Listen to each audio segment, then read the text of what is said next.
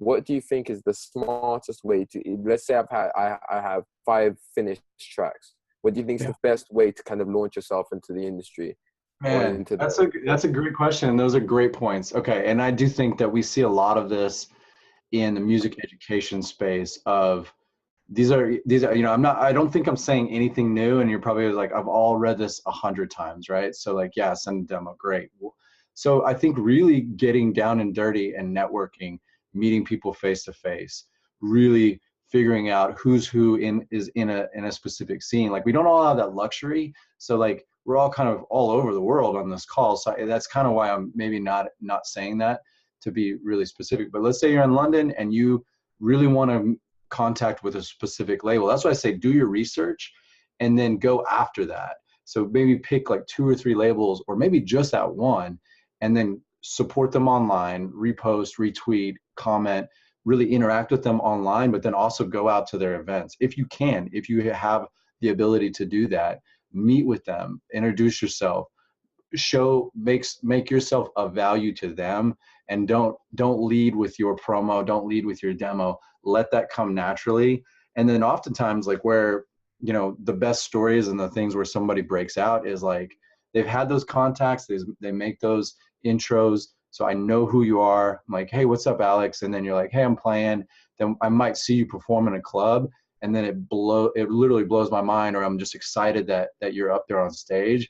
That works really well, and that's really hard to create. But that would definitely be what you're talking about, going in the back door.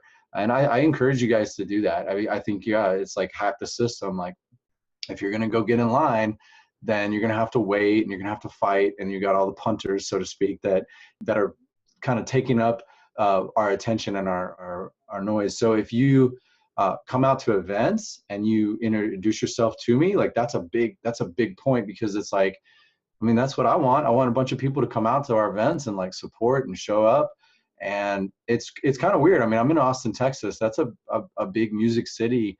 And there's often times where I'm looking for a local to open, and it's pretty thin. I'm like, man, how is this happening? Like, how do I not have more dudes like showing up and saying, hey, I'm going to send you a mix online. I'd love to open up for you. And that's really the other part, is like show up, support, introduce yourself, put a face to a name. That's a big deal. And I'm like pretty bad with names and it really embarrasses me sometimes. But once I see a face, you become someone in my life versus an internet name, which is like what, and just a million a day, right? So I think you bring up a good point, and I absolutely encourage that hustle. Like if you are local to somewhere where there's a strong scene, go get in it, go swim in it, develop a rapport, and support people. See how you can get involved.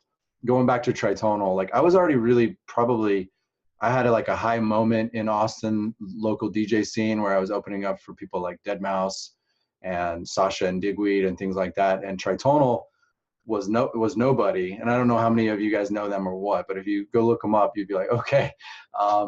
And Chad and Dave would take any and all gigs, and they would hand out flyers. They would go do hand-to-hand combat, and they would do anything and everything they could to get the opportunities, to play the best set, to bring the most energy, to play their sound, and not wait. I think if you're waiting for an opportunity to come to you, that is bad. And that is how I am here today. I went and I was like, I would love to see some of my boys, and I would love to work with the label. And I was like kind of waiting for that to happen. And then one day I was like, no, I'm just going to make it. And then we got enough artists that were doing well enough where they started to get regional bookings and stuff like that, but they didn't have any agents or managers. And so I was like, we're going to make that. And we made it. And that took Closey from $300 a gig to now several $1,000s every gig. And so now that like really build that infrastructure. For me, that looks like something different, but you as a DJ, like, or a performer, like you got to network, you got to know who's making those decisions. You got to know who's in the scene. That's sort of there's sort of like the idea of like a spoke in a wheel. There's usually some guy or team or person that's in the center. That's sort of the gatekeeper, so to speak.